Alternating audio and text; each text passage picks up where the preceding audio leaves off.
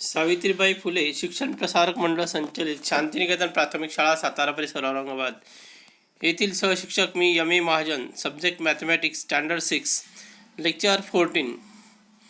Topic number 11. Topic name is ratio and proportion. हा पाठ आज आपण शिकणार आहोत.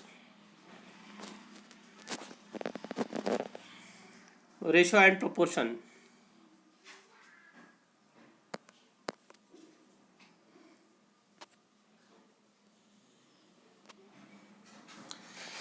Let's discuss. In the previous classes we have learned to compare two numbers.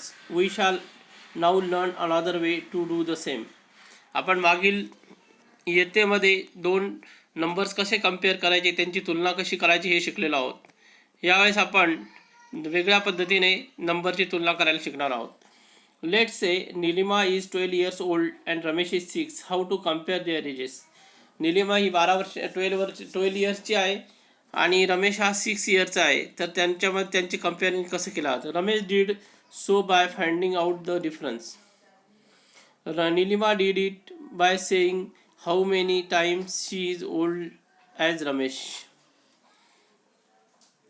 तर रमेशने त्यांच्यामधील फरक, दोघांच्या वयातील फरक काढून सांगितलं. तर त्यांचं कम्पॅरिझन केलं आणि नीलिमाने सांगितलं की ती किती वर्षांनी मोठी आहे रमेशपेक्षा. आता let's learn. Nilima age is twice as much as Ramesh. नीलिमाचं वय हे रमेशपेक्षा डबल आहे, दुप्पट आहे. We can give the same information by saying that Nilima and Ramesh ages are in the proportion 2:1. आपण असं पण सांगू शकतो की नीलिमा आणि रमेश यांचं वय हे यांचं वयाचं गुणोत्तर हे 2:1 आहे, 2:1 आहे. It is read as 2:1. In याला आपण 2:1 असं वाचन करतो. In mathematics the proportion of two numbers can be express as there ratio.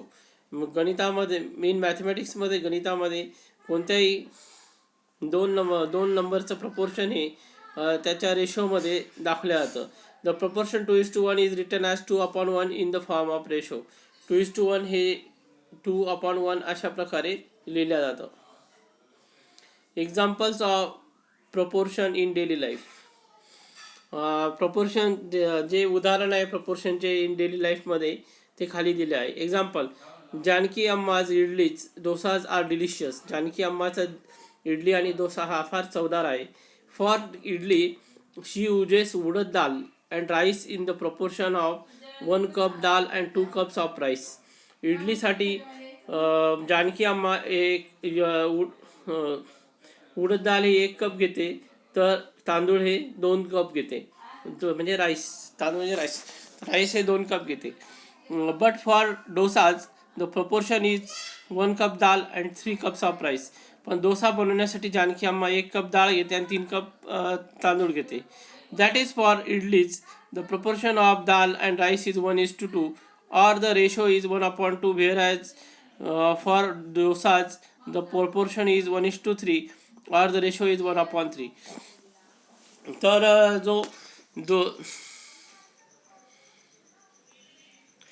Ratio हा 1/2 आहे डोसासाठी आणि 1/3 आहे इडलीसाठी आहे.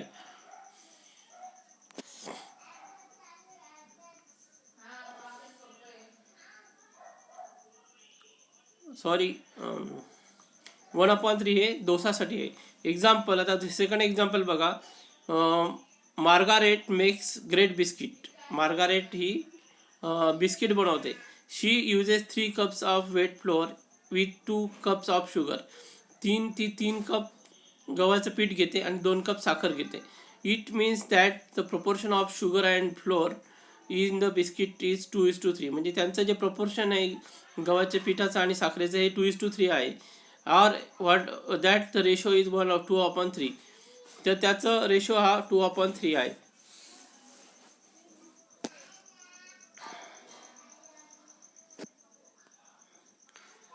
Flower were distributed among the girls in the equal proportion. आता जे फ्लावर्स, आता जे खाली दिलेले फ्लावर्स या मुलीजवळचे, हे फ्लावर्स खालील प्रपोर्शनमध्ये डिस्ट्रीब्यूट करायचे. Fill in the empty boxes. Girls has 3 आणि फ्लावर्स 12. 3 girls, flowers 12. 5 गर्ल्स,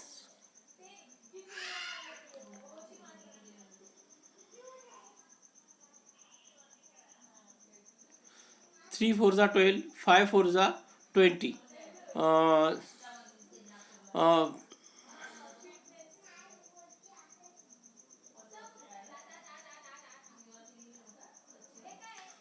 तर 32 जर फ्लावर असतील तर 8 गर्ल्स असतील आणि 1 फ्लावरसाठी 1 गर्लसाठी 4 फ्लावर्स असतील. तर अशा प्रकारे आपण याचं प्रपोर्शन करू शकतो.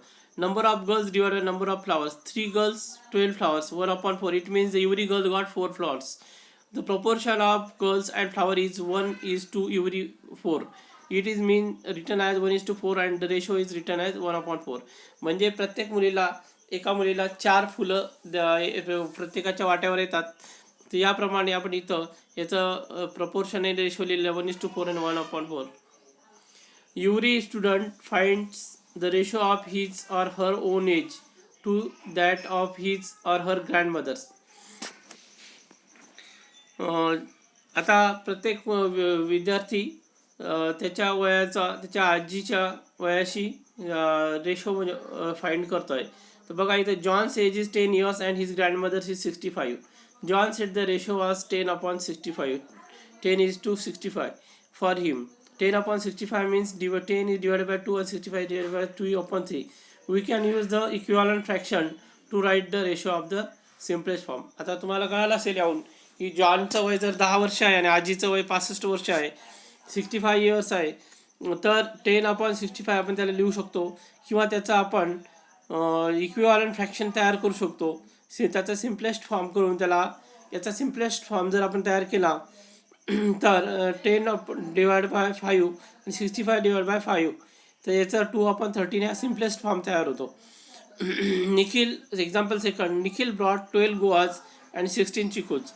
आता निखिलने 12 गोवा आणि 16 चिकू आणले. Find the ratio of guavas to chikoo. आता गोवा आणि चिकू यांचा रेशो काढायचा आहे. Ratio of guavas to chikoo is number of guavas divide by number of chikoos. 12/16 equal to 12 divide by 4, 16 divide by 4, 3/4.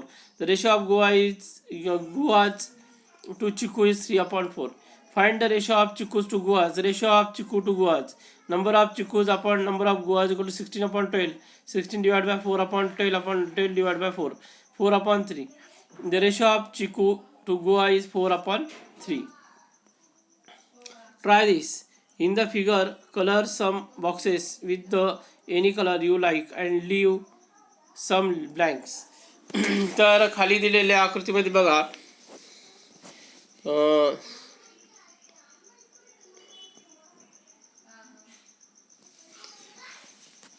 count all the boxes and write the numbers.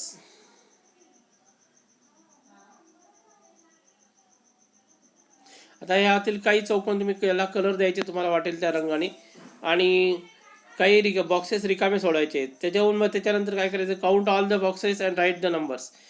सगळे box count करा आणि त्याचे नंबर लिहा. आता किती बॉक्सेस आहे, 16 बॉक्सेस आहेत म्हणजे 16 नंबर लिहा. Count the coloured ones and write the number. तुम्ही किती कलर केले त्याचे नंबर लिहा. Count the blank ones and write the, किती ब्लँक राहिले त्याचे नंबर लिहा त्या बॉक्सेसचे. Find the ratio of coloured boxes to the blank boxes. Coloured boxes आणि ब्लँक बॉक्सेसचा तुम्ही रेशो तयार करा, रेशो काढा. Find the ratio of coloured boxes to the total boxes. Coloured boxes आणि टोटल बॉक्सेसचा रेशो काढा. Find the ratio of blank boxes to the total boxes. Blank boxes आणि total boxes यांचा ratio काढा. आता बघा, let's learn some important points about the ratio. आता काही महत्त्वाचे पॉईंट्स बघूया रेशोविषयी. The weight of the large block of jaggery is 1 kilogram and the small lump weighs 200 gram. Find the ratio of the weight of the lump of jaggery to that of the block.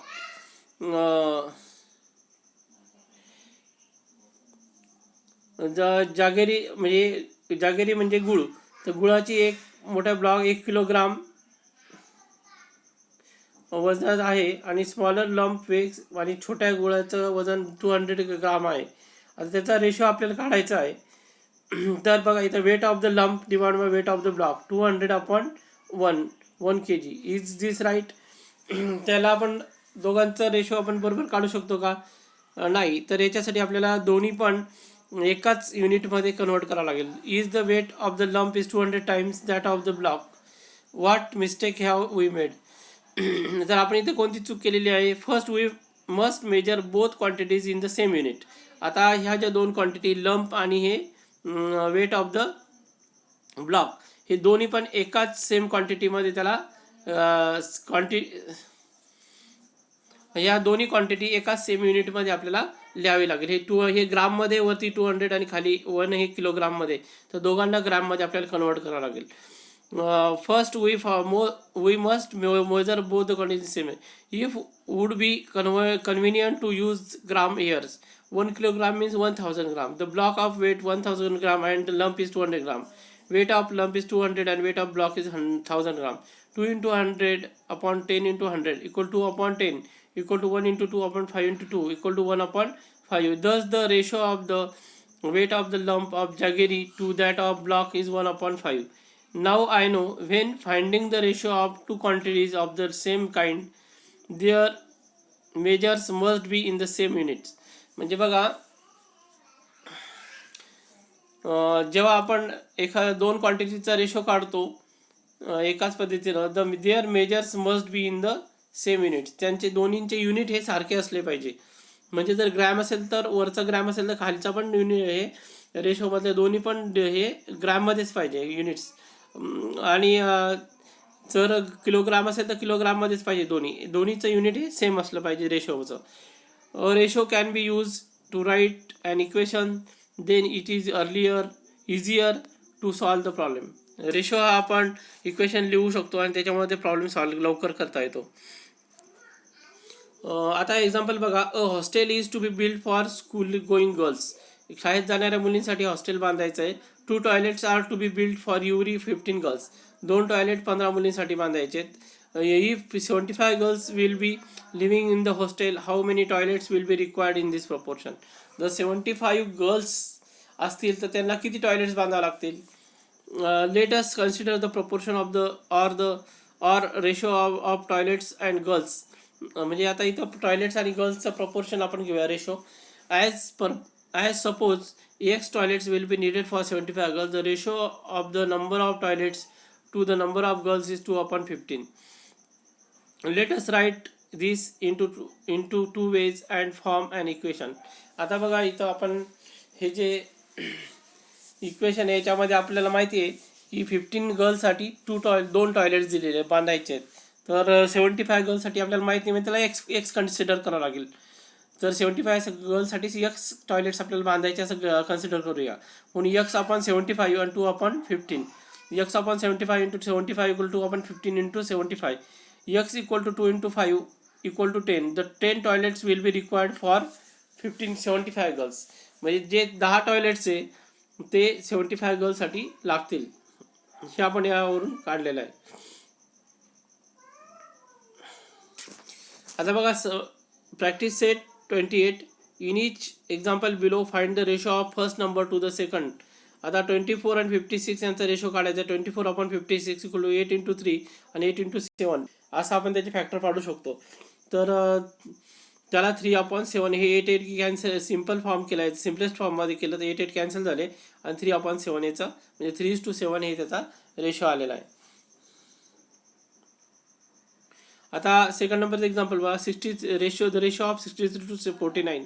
63 is to 49 or 63/49. 7 into 9/7 into 7 9/7 म्हणजे 9:7 हा त्याचा ratio आला. आता third example बघा. The ratio of 52 to 65.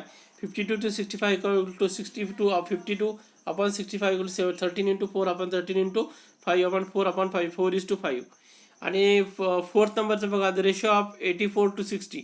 84 is to 60 equal to 84/60 equal to 12 into 7/12 into 5 equal to 7/5 7:5. The ratio of 35 to 65. 35 to 6 is to 65 equal to 35/65 equal to 5 into 7/5 into 13 equal to 7/13. आता 6 number बघा. The ratio of 121 to 99. 121 is to 99 equal to 191/99 equal to 11 into 11 upon 11 × 9 equal to 11/9. 11:9 हा त्याचा ratio आलेला आहे. आता बघा, find the ratio of the first quantity to the second quantity. आता याचे पण रेशो काढायचे. 25 बिट्स अँड 40 बिट्स याचा रेशो काढायचा आहे. तर बघा कसा काढलेला आहे इथं. 25/40 इक्वल टू 5 × 5 म्हणजे 5 कॅन्सल झाले. 5:8 हा त्याचा रेशो आलेला आहे. आता सेकंड एक्झाम्पल बघा, the ratio of 40 rupees to 120 rupees.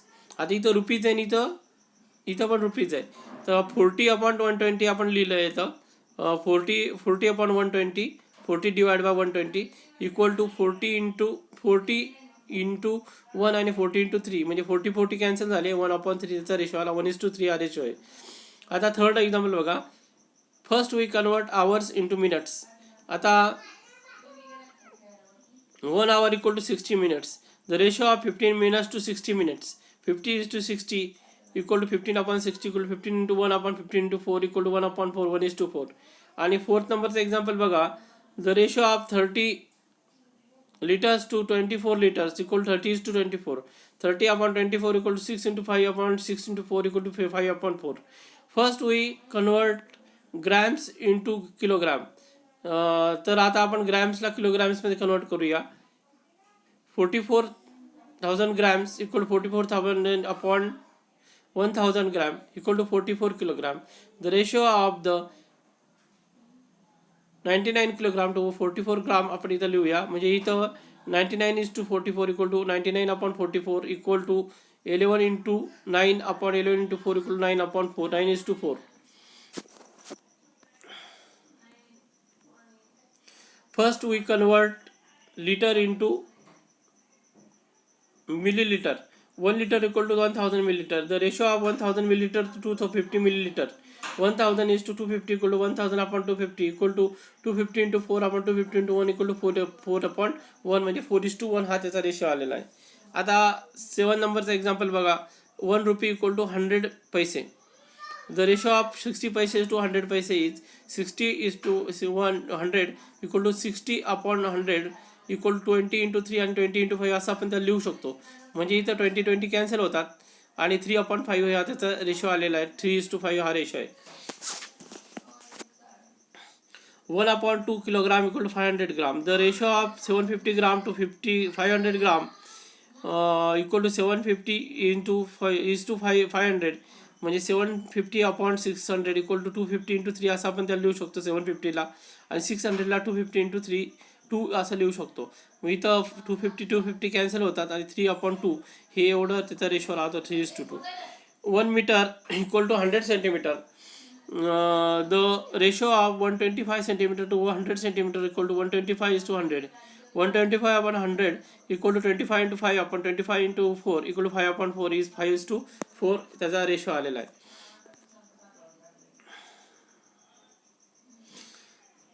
Rima has 24 notebooks and 18 books. Find the ratio of notebooks to books. रीमाकडे 24 notebooks आहे आणि 18 बुक्स आहेत, तर त्यांचा रेशो आपल्याला काढायचा आहे. The ratio of 24 notebooks to 18 notebooks equal to 24:18 म्हणजे 24/18 equal to 6 × 4/6 × 3 equal to 4/3. The required ratio is 4:3. आता फोर्थ नंबरचं एक्झाम्पल बघा, 30 cricketers and 20 kho kho players are training on field. म्हणजे 30 क्रिकेटर आणि 20 खो-खो प्लेयर ट्रेनिंग घेत आहे फील्डवर. What is the ratio of cricketers to the total number of players. तर आपल्याला क्रिकेटर्स ते टोटल नंबर ऑफ प्लेयर्स यांचा रेशो काढायचा आहे. तर अतिशय सोपं आहे. नंबर ऑफ क्रिकेटर्स किती आहे, तर 30 आहे. नंबर ऑफ खो-खो प्लेयर्स किती आहे, 20 आहे. तर टोटल नंबर ऑफ प्लेयर्स 30 + 20 म्हणजे 50 आले. टोटल प्लेयर्स 50 आहे. आता बघा, the ratio of the number of cricketers to the total number of players म्हणजे 30:50 इक्वल 30/50 इक्वल टू 10 × 3 आणि 10 × 5 असं आपण त्याला लिहू शकतो 30ला आणि 50ला.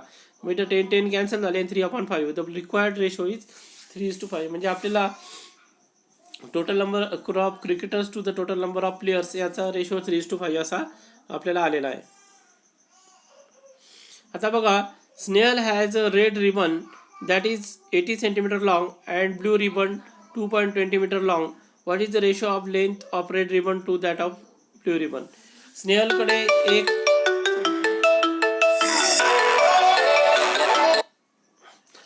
स्नेहलकडे एक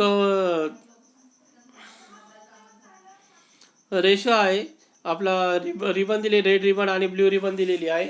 तर रेड रिबन आणि ब्ल्यू रिबन दिलेली असल्यामुळे इथं आपल्याला त्यांचा रेशो काढायचा आहे. तर बघा 2.20 metre equal 2.20 into 100 centimetre equal 220 centimetre. The ratio of length of red ribbon to that of blue ribbon equal to 80 is to 220. 80 upon 220 equal to 20 into 4 upon 80ला आपण 20 इंटू 4 लिहू शकतो आणि 220ला 20 इंटू 11 लिहू शकतो. 4 upon 11. The required ratio is 4:11 इथं आपल्याला मिळालेला आहे. आता बघा 6 नंबरचं गणित.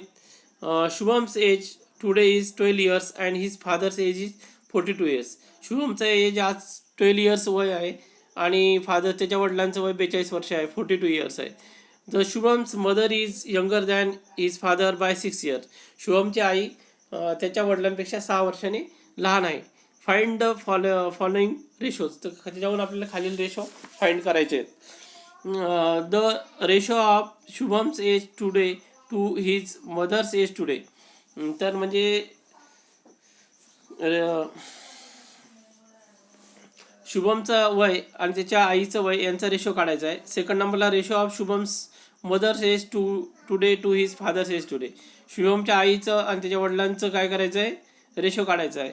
Wien Shubham was 10 years old the ratio of his age to his mother's age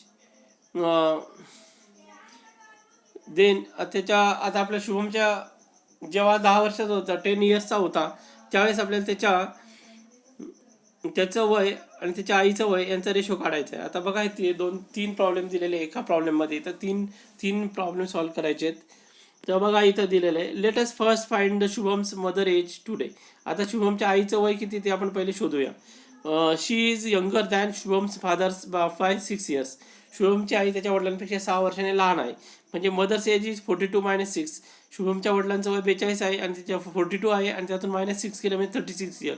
म्हणजे शुभमच्या आईचं वय 36 इयर आहे. Shubham's mother age is 36 years. The ratio of Shubham's age today to his mother's age is. आता शुभमचं वय आणि आईचं वयाचे रेशो काढायचा. 12:36. 12 अपॉन 36. आता 12ला आपण 12 इंटू 1 असं लिहू शकतो आणि 36ला आपण 12 इंटू 3 असं लिहू शकतो. मग इथं 12 कॅन्सल होतात आणि 1/3 म्हणजे Shubham 1:3. The ratio of Shubham's age today to his mother age is 1:3 असं आलेलं आहे. आता बघा सेकंड प्रॉब्लेम त्याच्यामधला. The ratio of Shubham's age mother age today to his father age today. आता शुभमच्या आई आणि वडिलांचं एजचं रेशो काढायचं आहे. आता 36:42. आता याला आपण 36 अपॉन 42 असं लिहू शकतो आणि 36ला आपण 6x6 लिहू शकतो आणि 42ला आपण 6x7 लिहू शकतो. मग इथं 6 कॅन्सल झाले आणि 6/7 हे आन्सर आलेलं आहे. तर 6:7 हे त्यांचा रेशो झाला दोघांच्या आई वडिलांचा. Shubham's age today is 12 years. When Shubham was 10 years old, that is 2 years ago, his mother's age was 36 minus 2 equal 34 years. This ratio is 10:34. 10/34 equal 2 into 5 upon 2 into 17. 5/17 equal 5:17. The required ratio is 1:3, 6:7 and 5:17. आता unitary method आपण शिकणार आहोत. आता unitary मेथडचे problem आपण शिकणार आहोत. Vijaya wanted to give pens to 7 her friends on her birthday. विजयाला 7 पेन तिच्या मैत्रिणींना द्यायचे तिच्या वाढदिवसानिमित्त. when she want to shop to buy them, the shopkeeper told her the rate for a dozen pens. जेव्हा तिला ते पेन विकत घ्यायचे तर शॉपकीपर म्हणजे दुकानदाराने तिला 1 डझन पेनची किंमत सांगितली. Dozen pens cost ₹84. तिला 7 पेन घ्यायचे. Can you help Vijaya to find the cost of 7 pens. का तुम्ही विजयाला 7 पेनची किंमत घेण्यासाठी किती असेल हे काढण्यासाठी मदत कराल का. If you find the cost of 1 pen you can also find the cost of 7, right. तर तुम्ही एका पेनची किंमत काढली तर तुम्ही 7 पेनची सुद्धा किंमत काढू शकतात, व्हॅल्यू काढू शकतात.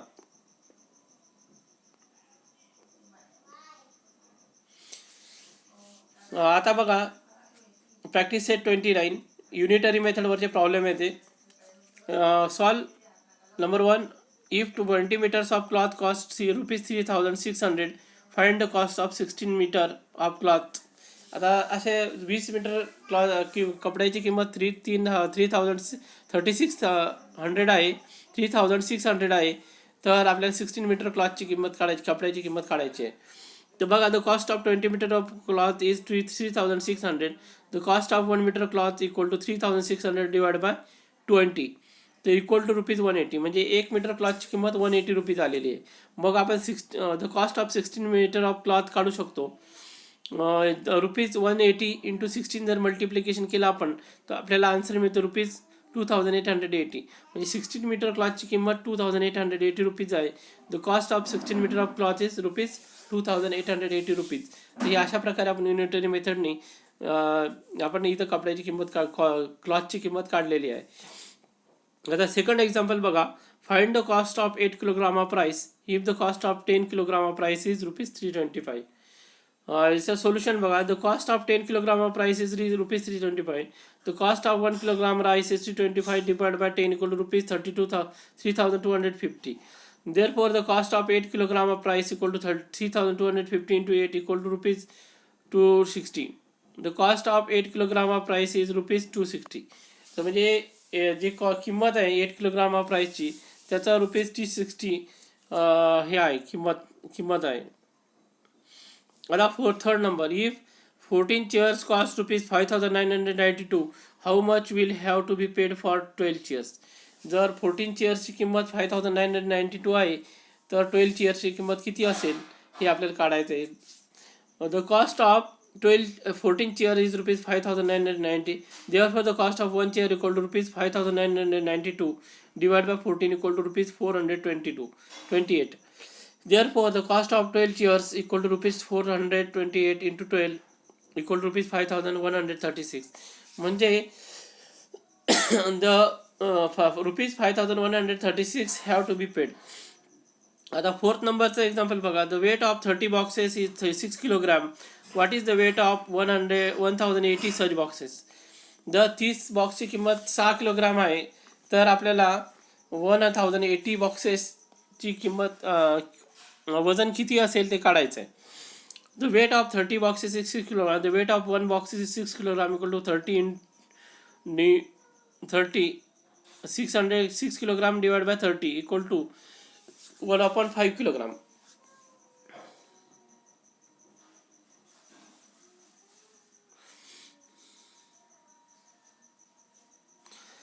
The weight of 1080 boxes equal to 1/5 kilogram into 180 equal to 260 gram. The weight of 1080 boxes is 216 kilogram. आता फिफ्थ नंबरचं एक्झाम्पल बघा. A car with uniform speed travels a distance of 165 kilometre in 3 hours. At that same speed, how long will it take to cover a distance of 330 kilometer?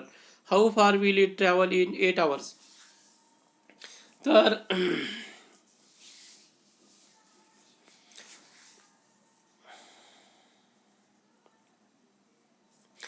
तर एक car 165 kilometre distance 3 तासामध्ये cover करते 3 आवर्समध्ये. तर त्या स्पीडने 330 म्हणजे 330 kilometre जाण्यासाठी तिला किती वेळ लागेल आणि ती 8 तासामध्ये किती अंतर जाईल, त्यासाठी आपल्याला इथं सोल्युशन दिलं बघा. आपल्याला फॉर्म्युला दिला आहे speed equal to distance upon time. या फॉर्म्युल्याने आपण काय करू शकतो, तर आपण त्याचं स्पीड काढू शकतो. The car travel 165 kilometre 3 hours. In 1 hour the car travels 165 divide by 3 म्हणजे 55 किलोमीटर. म्हणजे एका तासामध्ये कार ते 55 किलोमीटर जाऊ शकते. That is the speed of the car is 55 kilometre per hour. आता बघा, the car takes 1 hour to travel 55 kilometre. To cover the distance 330 kilometre, the car will take the 330 divide by 55 equal to 6 hours. म्हणजे 330 kilometre distance cover करण्यासाठी तिला 6 hours लागतील. The car travels 55 kilometre in 1 hour. Therefore, the car will travel 55 into 8 equal to 440 kilometer in 8 hours. 6 hours and 440 kilometer. तर अशा प्रकारे आपण हे कारची स्पीड आणि तिला एका तास 8 तासामध्ये ती किती किलोमीटर जाईल हे दोन्ही पण इथं युनिटरी मेथडने आपण काढलेलं आहे. आता बघा 6 नंबरचं example. a tractor uses up 12 liters of diesel while plugging 3 acres of land. How much diesel will be needed to plug 19 acres of land? म्हणजे एका ट्रॅक्टरला 3 एकर जमीन प्लग करण्यासाठी नांगरण्यासाठी 12 लिटर डिझेल लागतं, 12 लिटर डिझेल लागतं. तर 19 एकर जमीन जर कधी त्याला 19 एकर जमीन जर त्याला प्लग करायची असेल, नांगरायची असेल, तर त्याला किती डिझेल लागेल हे आपल्याला यामध्ये काढायचं आहे.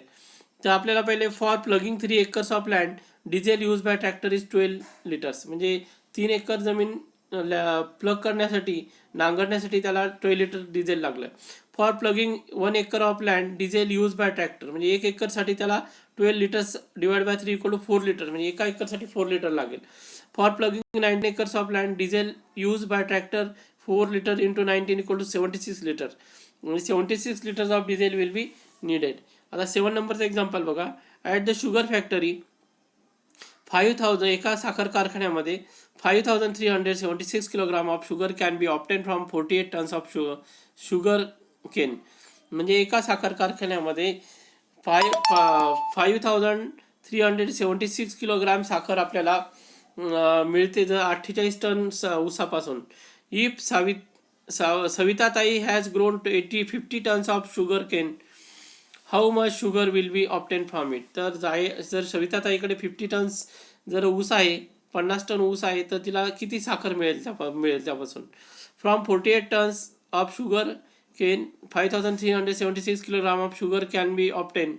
From 1 ton of sugar cane 5376 divide by 48 equal to 112 kilogram of sugar can be obtained. From 50 tons of sugar cane, 12 into 112 into 50 equal to 5600 kilogram of sugar can be obtained. 5600 kilogram of sugar. आता बघा 8 नंबरचं. In an orchard there are 128 mango trees in it rows. एका बागेमध्ये 128 आंब्याची झाडे आहेत 8 रांगेमध्ये. If all the rows have an equal number of trees, how many trees would be have there be in 13 rows. जर प्रत्येक रांगेमध्ये सारखेच संख्या असलेली झाडं आहेत, सारखेच नंबर असलेली झाडं आहेत, तर 13 रांगेमध्ये किती झाडे असतील. आता त्याच्यासाठी इथं सोल्युशन दिलं आहे बघा. In 18 rows there are 128 mango trees. आता 8 रोजमध्ये 8 रांगेमध्ये 128 मँगो ट्रीज आहेत. In 1 row 128 divide by 8 equal to 16 mango trees. म्हणजे एका रांगेमध्ये 128 128 डिवाइड बाय 8 म्हणजे 16 मँगो ट्रीज. एका रांगेमध्ये 16 मँगो ट्रीज आपल्याला आन्सर आलेला आहे.